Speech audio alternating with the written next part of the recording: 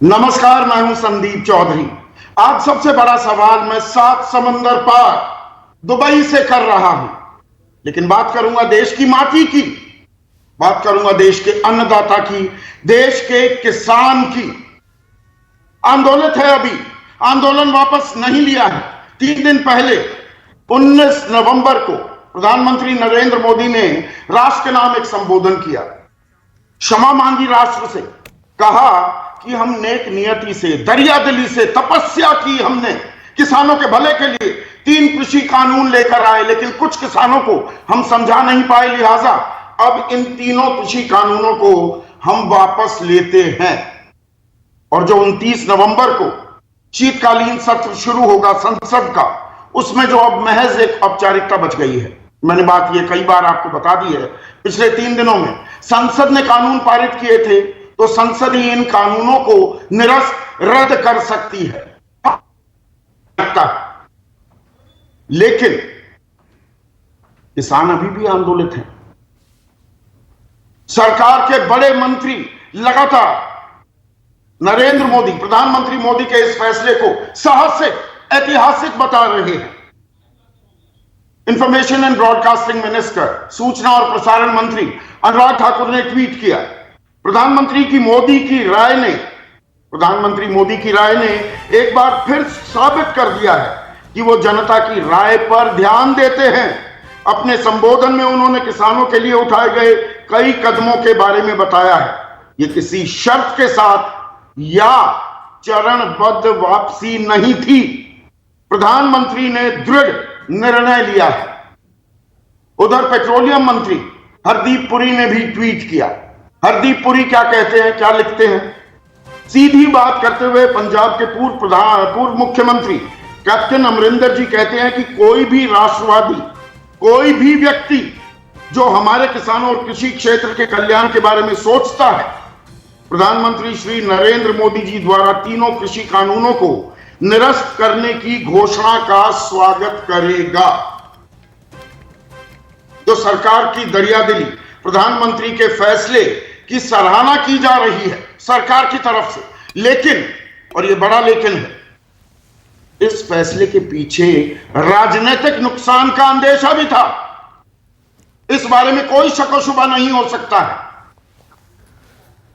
और कहां नुकसान की ज्यादा आशंका थी? 5 राज्यों में विधानसभा चुनाव होने वाले हैं और देश के राजनीतिक लिहाज से सबसे महत्वपूर्ण, सबसे अहम राज्य उत्तर प्रदेश में भी चुनाव होने वाले हैं। और वो कहा जाता है ना कि उत्तर प्रदेश महत्वपूर्ण क्यों है? क्योंकि दिल्ली की सत्ता की गद्दी का रास्ता लखनऊ होकर गुजरता है। लेकिन सरकार को क्या लगने लगा कि भैया लखनऊ की गद्दी पहले जीतनी है, और लखनऊ की गद्दी का रास्ता तो खेत खलियान से होकर गुजरेगा। रोड़ा तो नहीं अटका देंगे किसान, रोड ब्लॉक तो नहीं लगा देंगे। और आज किसानों ने अपना आंदोलन वापस ना लेने की बात तो पहले ही कह दी थी, और जो तय कार्यक्रम के तहत लखनऊ में ही महापंचायत फिर से प्रधानमंत्री के सामने उन्होंने किया है। आते हैं बारे में गौर कीजिए। ये चिट्ठी मेरे पास है जो संयुक्त किसान मोर्चा ने प्रधानमंत्री को लिखी है। और अब लड़ाई, किसानी की लड़ाई एमएसपी पर, न्यूनतम समर्थन मूल्य पर आ गई है, और वो भी C2+50 के फॉर्मूले वाला एमएसपी जो सरकार नहीं देती है कि वो दीजिए। बिजली संशोधन विधेयक जो है उसे वापस लीजिए। पिछले साल 4 दिसंबर को कहा था हम वापस लेंगे, लेकिन अभी भी संसद की कार्य सूची में यह विधेयक शामिल है। इसके अलावा पराली जलाने को लेकर जो जुर्माने और सजा का प्रावधान था, कहने को वापस तो ले लिए गए, लेकिन सेक्शन 15 अभी बचा हुआ है। इसके तहत किसानों को जुर्माना या सजा दी जा सकती है, तो इनको वापस लीजिए। और उसके बाद उत्तर प्रदेश में ही लखीमपुर खीरी है, जहां पर 3 अक्टूबर को 4 किसानों को रौंद दिया गया था, और आरोप लगा देश के गृह राज्य मंत्री अजय मिश्रा टेनी के बेटे आशीष मिश्रा मोनू पर। अब मोनू तो जेल में है, हिरासत में है, लेकिन आशीष मिश्रा केनी, देश के गृह राज्य मंत्री, एफआईआर की जो तहरीर थी उसमें उन पर सुनियोजित तरीके से साजिश, षड्यंत्र करने का भी आरोप लगा, लेकिन उनसे अभी तक पूछताछ नहीं हुई है। 1 महीना 19 दिन हो चुके हैं।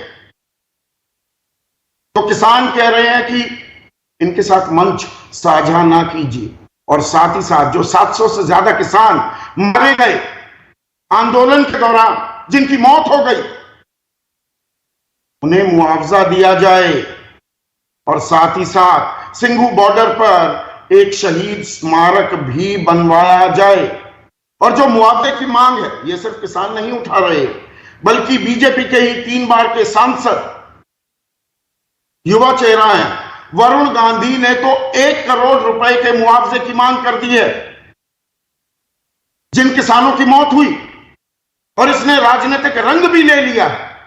तेलंगाना के मुख्यमंत्री के चंद्रशेखर राव, उन्होंने मारे गए किसानों के परिवारों को 25 लाख रुपए का मुआवजा देने का ऐलान कर दिया है, जबकि पंजाब के मुख्यमंत्री चरणजीत सिंह चन्नी, वो एक स्मारक, किसानों की स्मृति में एक स्मारक बनाने की भी बात कर रहे हैं। तो कहीं ना कहीं राजनीतिक नफा नुकसान हर राजनीतिक दल देख रहा है, और उत्तर प्रदेश तो सबसे ज्यादा अहम है ही। तो इन्हीं बातों पर आज हम चर्चा करने वाले हैं। ऐसे में आज का सबसे बड़ा सवाल, जिसका मैंने इशारा कर दिया अपने शुरुआती संबोधन में, लखनऊ की गद्दी का रास्ता खेत खलियान से होकर गुजरेगा, और मारे गए किसानों के परिवारों को मिलेगा मुआवजा। दूसरा हमेशा करते हैं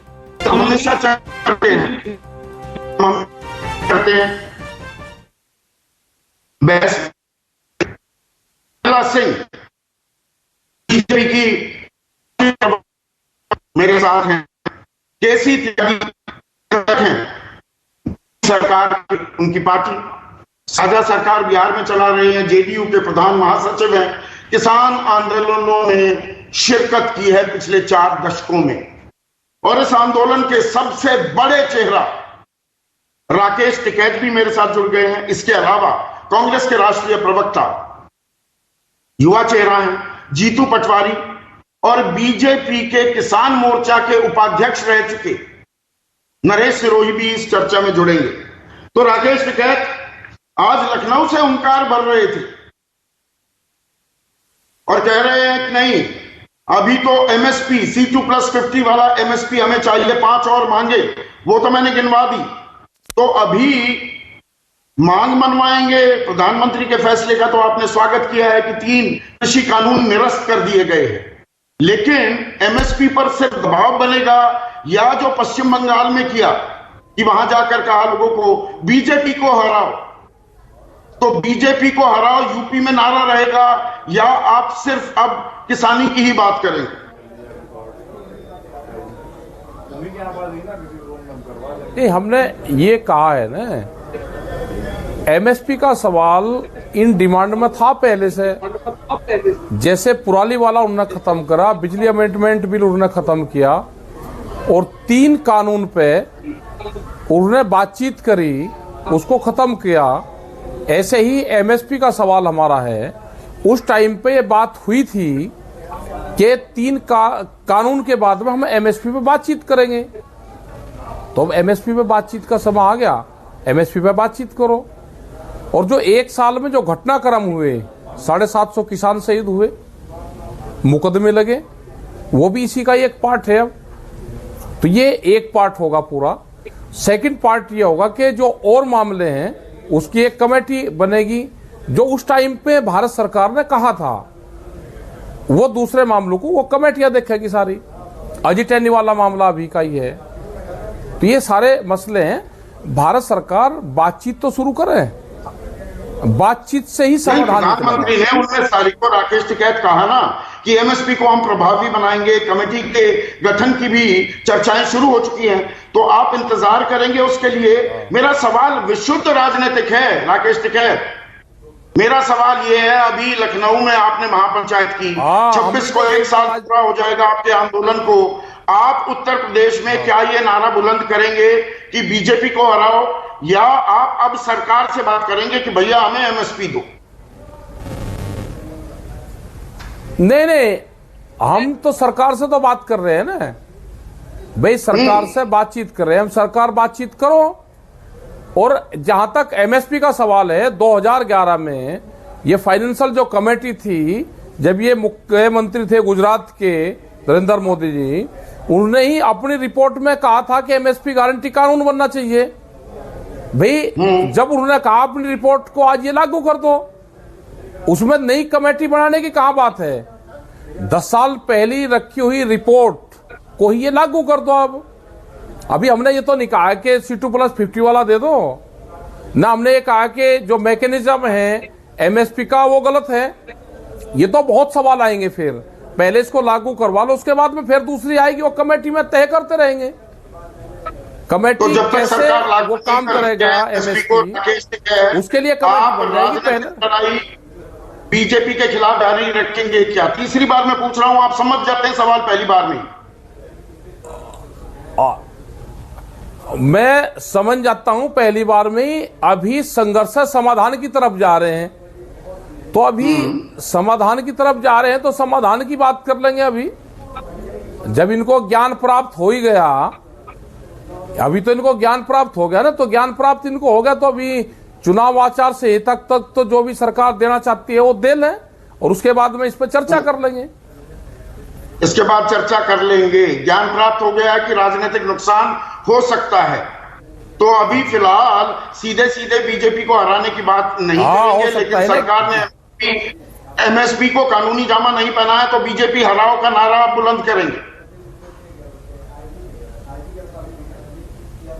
और क्या करेंगे फिर देख लेंगे, वो भी करेंगे। अभी बातचीत है, वो भी करेंगे। संयुक्त मोर्चा मीटिंग है 27 तारीख में भी, और अभी इसका भी इंतजार करेंगे। और आगे क्या आए हो तो जैसा टाइम आएगा ऐसी बात कर लेंगे। नहीं, आप और हम क्या हराने की बात करें तो जनता करेगी, जनता खुश हो जाएगी, इनको वोट दे देगी। मुआवजा भी है ना, जो 750 किसान शहीद हुए उसकी भी बात है, उनके स्मारक बनाने की भी बात है। बात तो सारी है। सरकार बातचीत करने से बच रही है, इनको बचना नहीं चाहिए। बातचीत की टेबल पे तो आना पड़ेगा इनको। 3 दिन हो गए कानून वापस पे, जब तक सरकार बातचीत नहीं करे कैसे काम चलेगा? अभी सरकार की तरफ से कोई पेशकश आई बातचीत की राकेश? नहीं, कोई बातचीत अभी कोई बातचीत सरकार की तरफ से नहीं आई। 3 दिन हो गए। हमने कल भी संयुक्त मोर्चे ने चिट्ठी इनको लिखी और कहा कि ये हमारे इशू हैं, 6 इशू हैं, इस पे आप बातचीत के टेबल पे आप आओ और बातचीत शुरू करो, क्योंकि समाधान की तरफ जा रहे हैं तो बातचीत होनी चाहिए। किसान मारे गए, उनके परिवारों के लिए कितने कानून बात है। वर्तमान तो 1 करोड़ रुपए का मुआवजा मांग रहे हैं। आप कितना मुआवजे की मांग कर रहे हैं कि मारे गए किसानों के परिवारों को मिले? वो तो जब टेबल पर बैठेंगे तो टेबल पर बैठने पे वो तय होगा भाई। अभी तो ये बैठे ही नहीं, हम मांगू जाओ, वे बैठे नहीं, एक तरफा कहते रहो, उससे कोई फायदा नहीं है। जब टेबल पर बैठेंगे तो जो जेन्युइन होगा उस पर बातचीत कर लेंगे।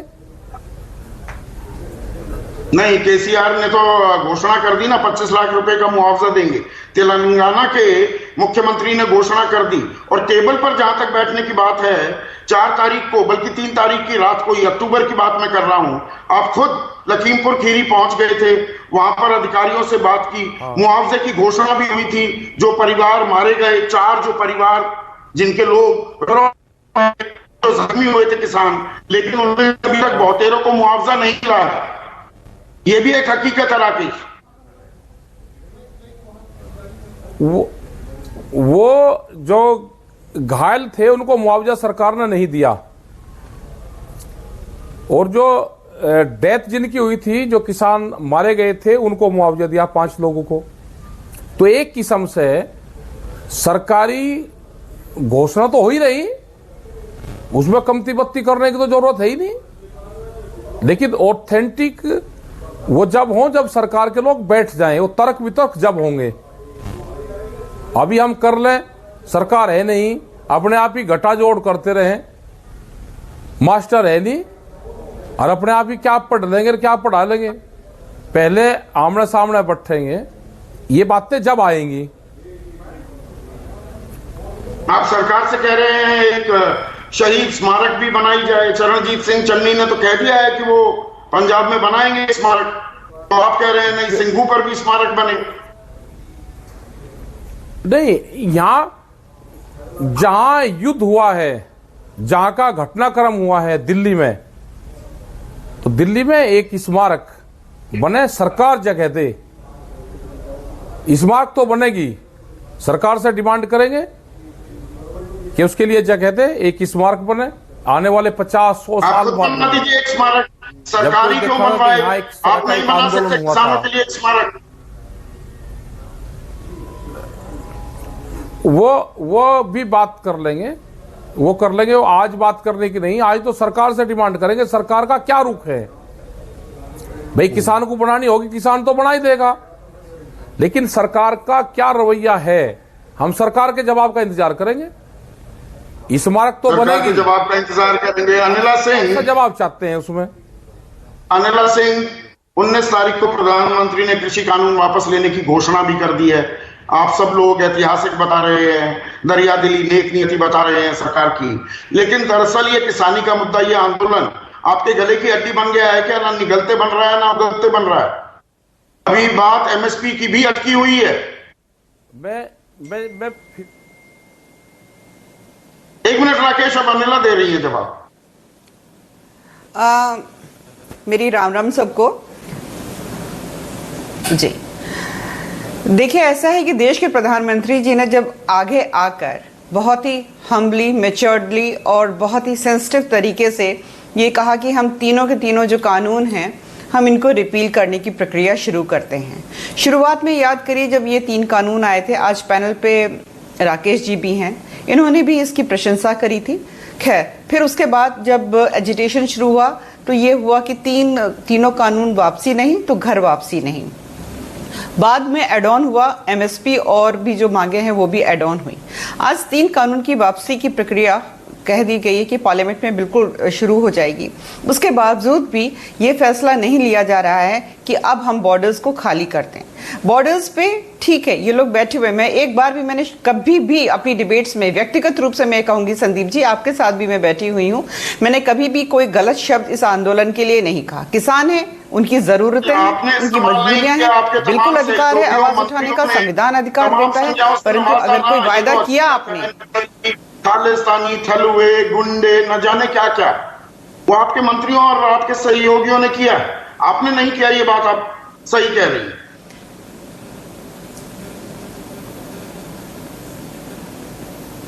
मेरे देश के प्रधानमंत्री जी ने जब आगे आकर बेहद हम्बली एक बात कही है, तो मैं केवल और केवल राकेश जी से यही निवेदन करूंगी, आपने वायदा किया था तीनों कानून वापस हो जाएंगे तो हमारी घर की वापसी हो जाएगी।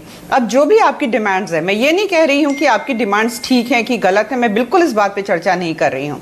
मैं बिल्कुल इस बात पे चर्चा नहीं करूंगी कि एमएसपी की जो आप डिमांड उठा रहे हैं, आज की तारीख में 23 जो ऐसे क्रॉप्स हैं, ऐसी उपज है जिसके ऊपर एमएसपी है, तो क्या बाकी लोगों को छोड़ दिया जाए? पोल्ट्री को छोड़ दें, डेयरी को छोड़ दें, फल या सब्जियां? नहीं, आज की 6 मांगे आपने ढंग से पढ़ी नहीं अनिला। ये कह रहे हैं सभी फसलों पर, सभी उत्पाद जो किसान पैदा करता है सभी पर एमएसपी दो। संदीप आपकी तेईस आवाज तक बात नहीं है आप। हाँ,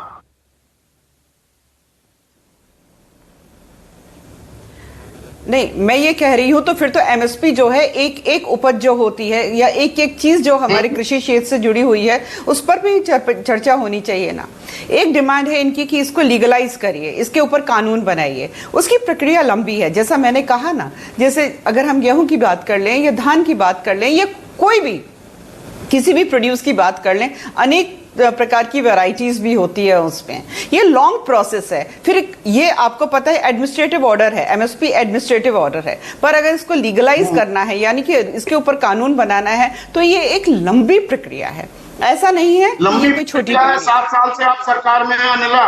2011 में जब प्रधानमंत्री गुजरात के मुख्यमंत्री थे, अध्यक्ष थे working group of consumer affairs के, उन्होंने कहा था वैधानिक दर्जा दो, तो आपने 7 साल कोई तैयारी नहीं की एमएसपी को लेकर।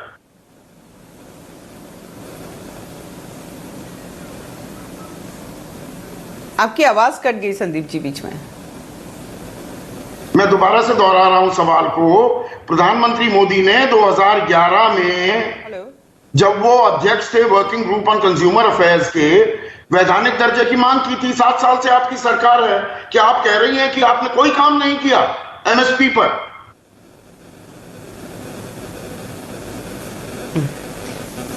मैं 2 बात यहाँ पे कहना चाहूंगी। अगर मैं गलत हूं तो मुझे यहाँ पे बहुत ज्ञानी लोग बैठे हुए हैं, मुझे करेक्ट कर दें। अगर मैं एमएसपी की बात करती हूं तो जो डब्ल्यूटीओ के साथ एक हमारा एग्रीमेंट है, तो उसमें ये साफ मेंशन है कि जो प्रोडक्शन का जो 10% से ज़्यादा सब्सिडी जो है एक्सेस नहीं होना चाहिए। ठीक है, अगर हम हर एक प्रोड्यूस पे सब्सिडी एमएसपी का लागू करते हैं तो फिर जो डब्ल्यूटीओ के साथ जो हमारा एग्रीमेंट है उसका भी उल्लंघन होता है। मैं ये नहीं कह रही हूँ कि एमएसपी की जो डिमांड है वो गलत है, बिल्कुल ये बात ना, ये डब्ल्यूटीओ का उल्लंघन हमने कितनी बार किया है? हर बार हम उल्लंघन करते हैं। डब्ल्यूटीओ के दबाव में काम कर रही है क्या सरकार? आप ये बताना चाह रही है मुझे? तो मैं तो कह रही हूँ बिल्कुल भी गलत नहीं है भाई। संदीप क्या हो गया, लड़ने के मूड में हो? मैं कह रही हूँ एमएसपी की डिमांड है, बिल्कुल गलत नहीं है। एडमिनिस्ट्रेटिव ऑर्डर है ये, इसको कानूनी जामा पहनाना चाहते हैं, पार्लियामेंट के थ्रू कराना चाहते हैं, कोई बुराई नहीं है, कोई बुराई नहीं है संदीप चौधरी, कोई बुराई नहीं है, सुन लो।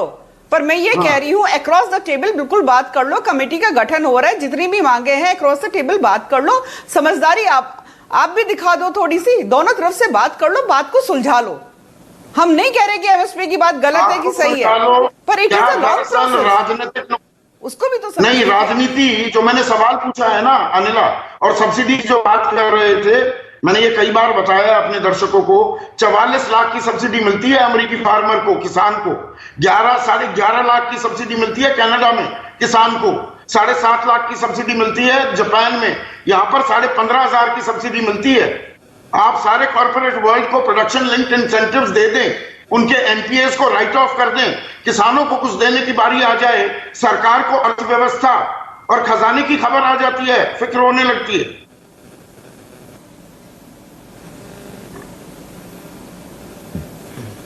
नहीं, मैं एक बात कहूंगी यहां पर, सरकार जो है भारतीय जनता पार्टी की सरकार, एनडीए की सरकार जो है बेहद सेंसिटिव है किसानों को लेकर। हर प्रयास, ये भी कानून जो लाए थे दिमाग में यही था कि किसी तरीके से आमदनी बेहतर होनी चाहिए, ग्लोबल ओपनिंग होनी चाहिए, कृषि क्षेत्र की भी अच्छाई लेकर दिमाग में आए थे। पर चलिए, उस पर सहमति नहीं बनी और बहुत हमली जो है ये रिपील करने की बात हो गई है। पर मैं यहाँ पे संदीप जी यही कहना चाहती हूँ आपसे कि जब ये बात हो गई कि एक कदम हमने बढ़ा दिया, तो दूसरा कदम इधर से बढ़ना चाहिए कि नहीं बढ़ना चाहिए? हाँ, या केवल और केवल ये नहीं कि सरकार ने, मैं आपकी बात समझ गया केसी त्यागी साहब, कदम ताल भी हो सकती थी ना। कानून तो 12 जनवरी को सुप्रीम कोर्ट के आदेश के बाद लागू ही नहीं थे, उनके लागू होने पर रोक लगी हुई थी।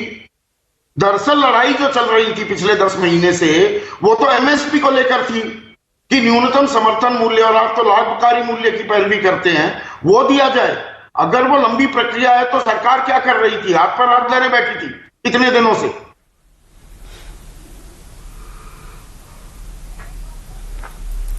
संदीप जी मुझको कह रहे हैं? जी संदीप जी मुझको बोलना है? जी केसी त्यागी साहब आपकी बारी। संदीप जी मुझे फ्री कर दो। हाँ संदीप जी, 47 के बाद, अच्छा राकेश जी बैठे हैं, इन्हीं की उपस्थिति में कहना चाहता हूं, ऐसा सफल आंदोलन नहीं हो पाया जिसमें राकेश टिकैत जी भी, इनके यूनियन के साथी भी, किसान भी और वो शहीद भी, मैं सबको सलाम करता हूं और प्रधानमंत्री को भी सलाम करता हूं। आज़ादी के बाद पहली बार किसी प्रधानमंत्री ने उसका संज्ञान लेकर के अपनी तरफ से इसकी घोषणा की है। राकेश जी, मुझको करमुखेड़ी का आंदोलन भी याद है, जब चौधरी साहब बिजली की बढ़ी हुई कीमतों को लेकर के वहां धरना रखने गए थे तो 3 किसान वहां पर शहीद हुए थे। मुझको कलेक्ट्रेट पे मेरठ वाला धरना भी याद है, चूंकि मैं भी मेरठ का रहने वाला हूं। कुछ बोल रहे हैं आप राकेश जी? नहीं, आप बोलिए। मुझको मुझको उसके बाद वोट क्लब का भी है कि लाखों लाख किसान, चौधरी चरण सिंह की रैली के बाद बहुत बड़ी रैली चौधरी महेंद्र सिंह टिकैत जी की अध्यक्षता में हुई, लेकिन तब भी सारी मांगें नहीं मानी जाती थी। और मैं एक और चीज अपने चारों पांचों मित्रों को याद दिला दूं, चूंकि मैं उसमें जेल गया हूं। 1980 में बागपत के चौराहे पर माया त्यागी को नग्न किया गया, उसके पति को मारा गया, उसके मित्र को मारा गया, और मुलायम सिंह यादव, कर्पूरी ठाकुर, जॉर्ज फर्नांडिस, मधुलिमय जैसे लोगों के साथ मेरे जैसा छोटा कार्यकर्ता भी मेरठ जेल में गया। लेकिन राकेश जी, चौधरी चरण सिंह भूतपूर्व प्रधानमंत्री के ये कहने के बाद भी कि मैं भी जेल जाऊंगा, हम दरोगा का ट्रांसफर नहीं करवा पाए थे। आप तो अपने आप का भाग्यशाली समझो। मैं तिलक लगाता हूं कि आपके नेतृत्व में इतनी बड़ी मांग मानी गई।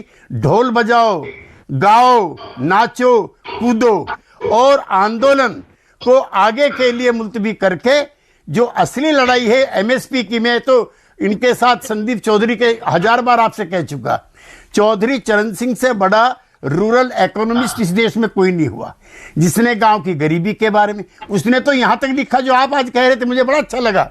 आपने आज कहा कि गांव के लोगों की यहां आवाज नहीं सुनी जाती। माइंड सेट खराब है राकेश जी।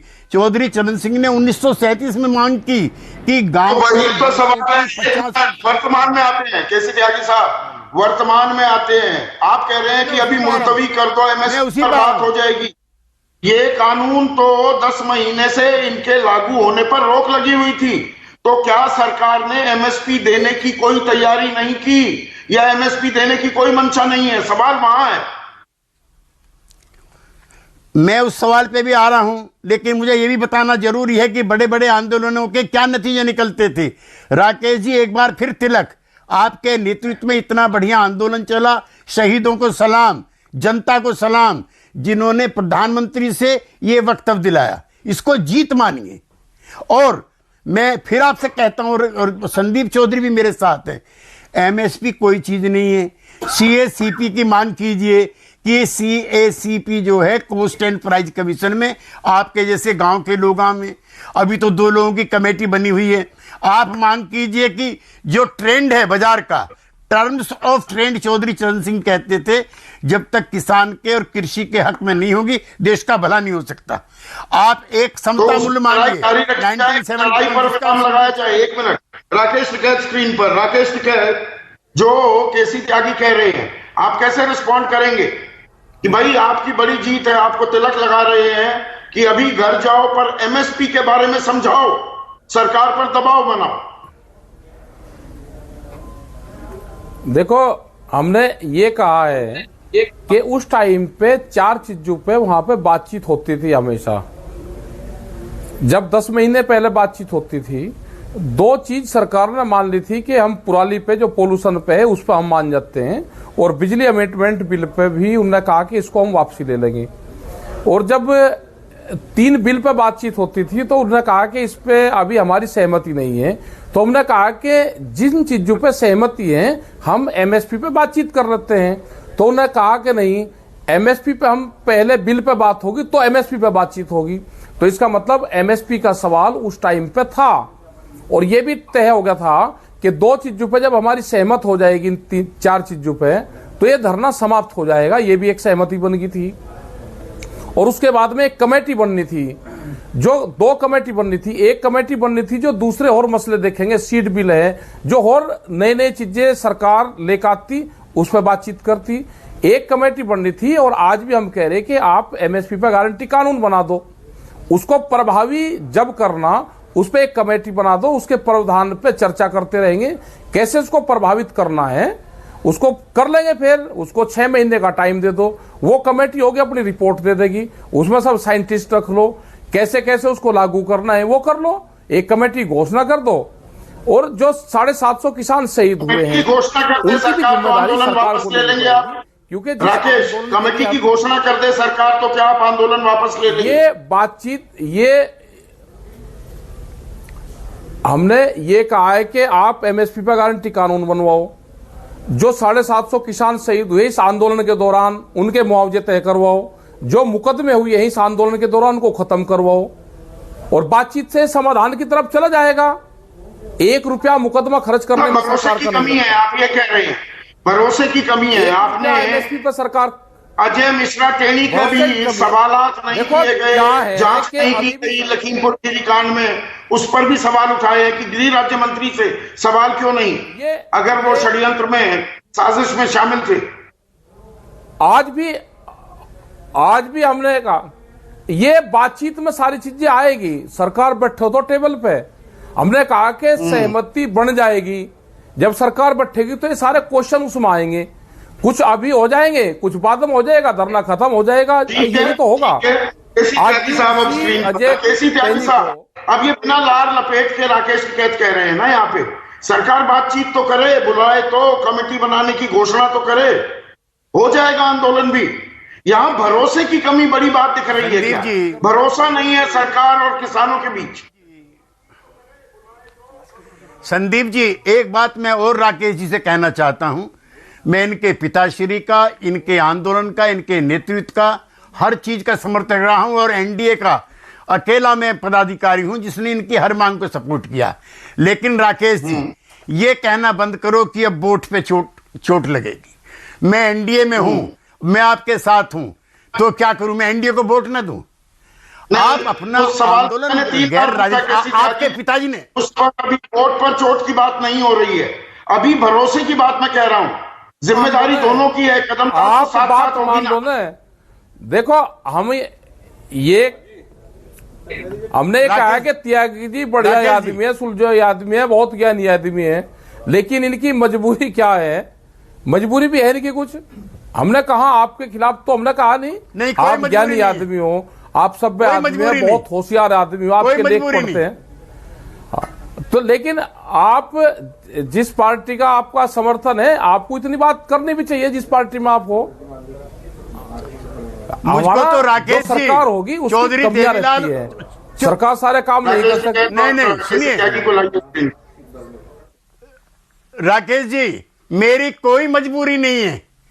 मुझको चौधरी चरण सिंह और चौधरी देवीलाल इस पार्टी में छोड़ के गए, उनसे पूछो, उनकी पार्टी में हूं मैं 45 साल से। मुझे कोई मजबूरी नहीं। हाँ, मैं एनडीए में हूं, लेकिन आप जो हैं, अगर यूपीए और एनडीए की लड़ाई आप करोगे तो मैं एनडीए के साथ हूं। किसानों की लड़ाई आप लड़ोगे तो मैं आपके साथ हूं और किसानों के साथ हूं। मैं नहीं करने नहीं, हम किसी के साथ नहीं, हम तो जो सरकार गलत काम करेगी उसको विरोध करते हैं। भाई सरकार कोई पॉलिसी लेकर आएगी और वो जनता के हित में नहीं है तो उसका विरोध हम करेंगे। विरोध करना हमारा अधिकार है। खेड़ी में कौन गोली चलवा रहा था? अपनी बात कहेंगे, मजबूती से अपनी बात कहेंगे। मेरठ में कौन बंद कर रहा था? नहीं, मैं एक मिनट, अब जीतू पटवारी को स्क्रीन पर लाइए। जीतू पटवारी, दिक्कत भरोसे की है क्या? बड़ा फैसला लिया है, दरिया दिली दिखाई सरकार ने, इसमें कोई शक शुबा नहीं है। तीनों कानून वापस लेने का ऐलान कर दिया प्रधानमंत्री ने, लेकिन सरकार की तरफ से भी, किसानों की तरफ से भी भरोसा, वो राब्ता कायम नहीं हो रहा है।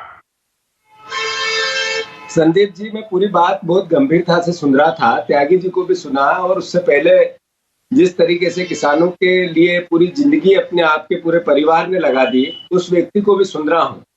जब वो प्रधानमंत्री का मन साफ है और उन्होंने अपनी गलती स्वीकार की, माफी मांगी, तो फिर अध्यादेश से कानून को समाप्त क्यों नहीं कर रहे हैं? जो 700 किसान जिनने अपना दम तोड़ दिया इसी मांग को मनवाने के लिए कि प्रधानमंत्री एक दिन माने, तो उनके सहयोग की बात क्यों नहीं कर रहे हैं? उनकी मौत पर माफी की बात क्यों नहीं कर रहे हैं?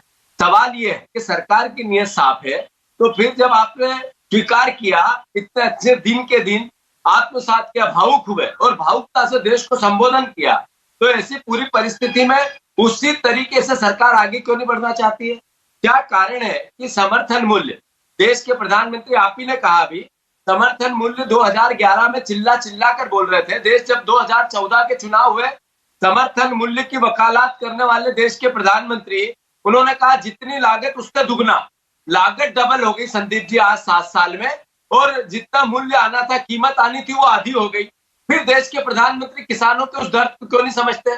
जब सेना की बात आए, सीमा की बात आए, देशभक्ति और राष्ट्रभक्ति की बात आए, जब किसान की बात आए, किसान की मेहनत की बात आए, किसान के दर्द की बात आए, तो राष्ट्रभक्ति क्यों नहीं आनी चाहिए? और उसी हिसाब से उसके साथ न्याय क्यों नहीं होना चाहिए? मैं मानता तो हूं आप भी तो गरियाबी आंसू ही बहा रहे हैं। चरणजीत सिंह चन्नी को अब याद आता है कि शहीद स्मारक बनवा दिया जाए। ज्यादातर किसान जिनकी मौत हुई इस आंदोलन के दौरान वो पंजाब से आते हैं। आपने ये आधे से ज्यादा कानून तो 2017 में लागू करने की प्रक्रिया शुरू कर दी थी। आपने गन्ने में न्यूनतम समर्थन मूल्य नहीं होता है, एसएपी होता है, 4 साल बढ़ाया क्या? चुनाव सर पर आए तब आपने घोषणा की वाजिब दाम देने की। मेहनत की माकूल कीमत किस सरकार ने दी है किसानों को? वो बीजेपी की हो, कांग्रेस की हो या किसी और की सरकार हो? संदीप जी, आपकी चिंता भी जायज है और आपका जो भाव निकल के आ रहा है उसका भी मैं सम्मान करता हूं। जब खेती और किसानी की बात आए तो पार्टी की बात नहीं आ सकती, देश की बात आ सकती है, उस दर्द की बात आ सकती है जो किसानों ने पूरी जिंदगी देश की आजादी से लेकर आज तक सहा है। मैं भी किसान का बेटा हूं। मैं मानता हूं इस बात को कि जब ये घड़ियाली आंसू कांग्रेस, भारतीय जनता पार्टी, चुनाव जीतना चुनाव हारना, जो टिकैत साहब कह रहे हैं उनका समर्थन करना है, उनका विरोध करना है, इनकी जगह ही नहीं है। जब खेती और किसानी की बात आए तो एक साथ पूरा देश एक हिस्से में खड़ा होकर ये कहे कि हाँ हम किसानों के साथ हैं, उनका दर्द देश का दर्द है। कब कहा संदीप जी, कब कहा इस देश में एमआरपी नाम का कानून है, मैक्सिमम रिटेल प्राइस, और यहाँ न्यूनतम समर्थन मूल्य को लेकर कानूनी जामा 1967 से है ना। न्यूनतम समर्थन मूल्य हर साल हर महीने हम देखते हैं कि गाड़ियों के दाम बढ़ गए, पिज्जा के दाम बढ़ गए, बर्गर के दाम बढ़ गए, फलानी दिखड़ी चीज के दाम बढ़ गए जी, क्योंकि कॉस्ट ऑफ प्रोडक्शन बढ़ गई है, लागत ज्यादा बढ़ गई है। किसानों के ऐसे कभी बढ़ते हैं? बिल्कुल सही है। यही बात, यही मांग, यही विचार, यही तो आज देश की मांग है, किसान की मांग है, खेती की मांग है। ये जो लोगों ने शहादत दी, जो लोग फिजिकली किसानों के आंदोलन में सम्मिलित हुए, वो तो अपनी बात आप बता भी रहे हो, पर हर किसान का दर्द यही है जो आपने बोला। ये पार्टियों से ऊपर उठ के है, ये राजनीतिक भाव से ऊपर उठ के है। मैं आपको बता दूं संदीप जी कि मैं राजनीतिक भाव की तो बात करता हूं। अब तो आप चाहते हैं ये आंदोलन जारी रहे, आंदोलन खत्म ना हो, क्योंकि आपको अच्छा खासा कांदा मिल गया किसानों का अपनी राजनीति चमकाने के लिए। संदीप जी, आपकी भावना मैं इसको एक तरह से नकारता हूं। पहले दिन से राहुल गांधी जी किसानों के साथ खड़े हुए और हर हालत में उन्होंने कहा कि किसानों के इस काले कानून का विरोध करते हैं। सबसे पहले टिकैत जी के साथ के जब आंदोलन चालू हुआ उससे पहले ही कांग्रेस पार्टी ने घोषणा की हम इस किसानों के आंदोलन को राजनीतिकरण नहीं करना चाहते थे, हम इनके सहयोगी है, समर्थक है, इनकी मांगों के साथ खड़े हैं, और ये राजनीतिक आंदोलन नहीं है। जारी हो गई थी, रिपोर्ट आ गई थी 2007 से 14 तक। कितनी आपने सिफारिशें लागू की? आपने C2+50 दे दिया, आज तक नहीं दिया। आपने भी तो नहीं दिया था 7 साल। संदीप जी, हम ही है, कांग्रेस पार्टी है जो हरित क्रांति लाई, श्वेत क्रांति लाई, भूमि अधिग्रहण अधिनियम लाई, जितने समर्थन मूल्य तैयार किए या जितने आए हैं आज तक जिन जिन फसलों में, उनको भी कांग्रेस पार्टी लेके आई।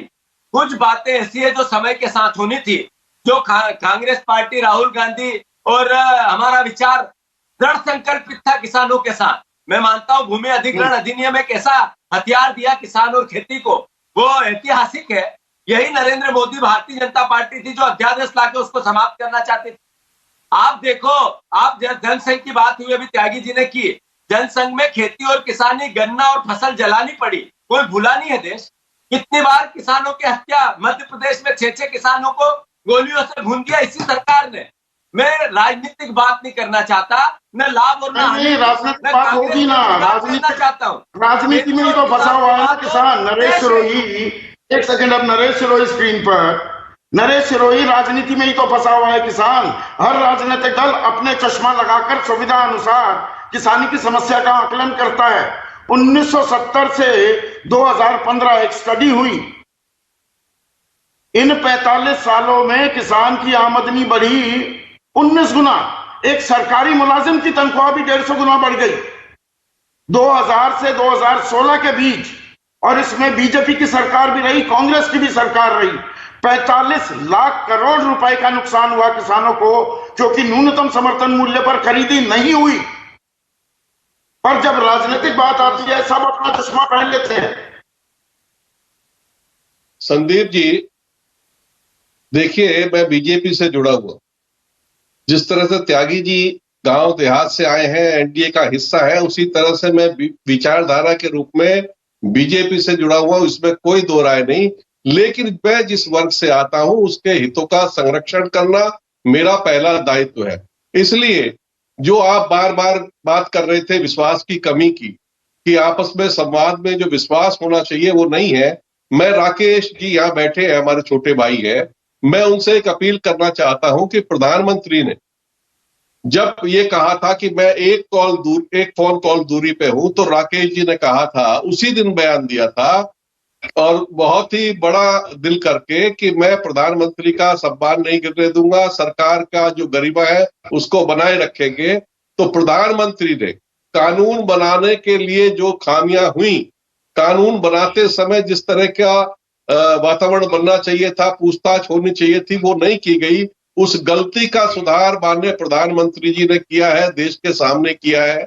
तो मैं राकेश जी से ये अपील करूंगा कि वो भी उसके बदले उसी तरह का व्यवहार करें, और जो आपस में वैमनस्य है, जो एक दूसरे की तरफ से अभी प्रधानमंत्री के बयान के बाद भी कुछ भाजपा समर्थक या संघ समर्थक या किसान यूनियन या किसान संयुक्त मोर्चा के समर्थक जिस तरह का कटाक्ष एक दूसरे पे कर रहे हैं, इस कटाक्षों को बंद करें। और जिस तरह से राकेश जी ने बड़ा दिल दिखाया था प्रधानमंत्री के एक बयान के बाद, उस तरह का राकेश जी को एक बयान फिर देना चाहिए। और 6 मांग पत्र की तो जो इन्होंने रखा है वो मैंने देखा है। उससे पहले हमने को देश के किसानों की बात करनी चाहिए। जो सीएसीएपी है उसको वैधानिक कैसे हम अमली जामा पहनाएं, उसका जो फसल का जो मूल्य तय करने का तरीका है उसमें कैसे वो पारदर्शी हो, उसमें जो विसंगतियां कीमत मिलनी चाहिए ना किसान को। नरेश सिरोही 200% मिलनी चाहिए। 200 कहां मिल रही है? जो मौजूदा एमएसपी है, मैं अभी उसके आकलन पर तो जा ही नहीं रहा हूं। सीएसीपी 5 सदस्य का आयोग है, 2 सदस्य हैं 3 साल से, कोई अध्यक्ष नहीं है। पैमाना जो तय करता है लागत का, उस आयोग का ये हाल है। संदीप जी, अगर उसके 5 के 5 सदस्य भी हो और जो उसका दर्जा है वो कोई मायने नहीं रखता, इसलिए उसको वैधानिक दर्जा दिया जाए और उसका जो फसल का मूल्यों का तय करने का तरीका है उसको ठीक किया जाए, और उसके बाद जो रेट आता है उस पे कानूनी जामा पहनाया जाए। फसलों का दाम उससे कम में नहीं मिलना चाहिए। बातचीत करनी होगी ना, बातचीत का न्योता दे दे। यही सवाल मैंने राकेश टिकैत से पूछा। सरकार 3 दिन हो गए फैसला वापस ले लेती है, घोषणा कर देती है, तो बातचीत की प्रक्रिया तो शुरू हो जानी चाहिए थी। ये पाकिस्तान के किसान है कि भारत के किसान है? संदीप जी, मैं 2 बात और कहना चाहता हूं आपके मंच से। सबसे पहला यह है कि जो बाजार की सापेक्ष मूल्य नीति है, टर्म्स ऑफ ट्रेड है, वो किसानों के विपरीत है। जब तक उसमें बदलाव नहीं होगा तब तक कोई सुधार होने वाला नहीं है। इसलिए संयुक्त मोर्चा को भी और सरकार को भी इसमें अगर विसंगतियों को सही ढंग से ठीक करना है तो उस पर आपको काम करना पड़ेगा। दूसरी बात, माननीय प्रधानमंत्री जी ने कहा है कि छोटे किसानों की चिंता की है, तो मैं संयुक्त मोर्चा के भाइयों से भी, राकेश जी से व्यक्तिगत रूप से भी, और सरकार अपने माननीय प्रधानमंत्री जी से भी कहना चाहता हूं कि देश के 82% छोटे किसानों के पास केवल 29% जमीन है। चौधरी चरण सिंह ने जिस तरह का साहस का परिचय देके किसानों का उत्तर प्रदेश में जो अपना रिफॉर्म किया था, उसी तरह से पूरे देश के किसानों की जोत का आखिरी सवाल अनिला से, बड़ा दिल दिखाना पड़ेगा ना, भरोसे की कमी। ये हमारे अपने देश की, अपनी माटी की बात है ना। सरकार हमारी, ये किसान भी हमारे हैं, तो ये बातचीत करनी चाहिए ना, और मेहनत की माकूल कीमत तो मिलनी चाहिए किसान को, कि नहीं? बाकी सबके लिए सब कानून है, किसान के लिए चर्चा चाहिए जी, कमिटी चाहिए जी, लॉन्ग ड्रॉन आउट प्रोसेस है जी।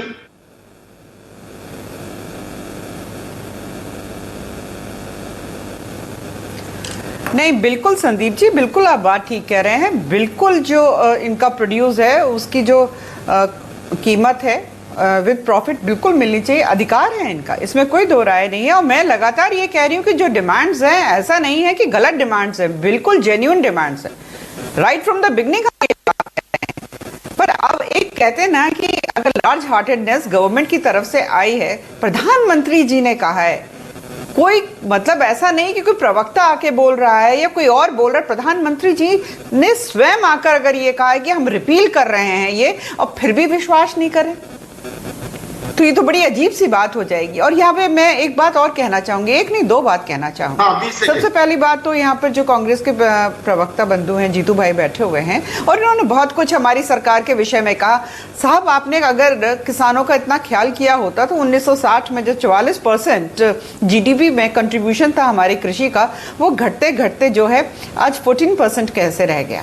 तो क्या आप लोगों ने किसानों के विषय में बहुत चिंता करी थी? बहुत चिंता करी थी क्या? बात यही है, ये किसानी का मुद्दा बीजेपी बनाम कांग्रेस ही होता रहेगा या कटिंग अक्रॉस पार्टी लाइंस, क्योंकि राज्यों में, अलग अलग राज्यों में औरों की भी सरकारें हैं और सरकारें आती जाती रहती हैं। किसान वहीं का वहीं, जय किसान का नारा बुलंद किया जाता है। आज की तारीख में किसान प्रतिदिन आए 27 रुपए है प्रति किसान पर, कर्जा 47,000 रुपए से बढ़कर 74,171 रुपए हो चुका है। तो ये लड़ाई साझा लड़ाई है और भरोसे की बात, दरियादिली की बात सरकार ने दिखाई है।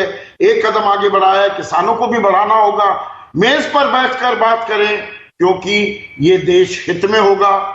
छोटा किसान देश की शान बनेगा तो देश प्रगति की राह पर बढ़ेगा।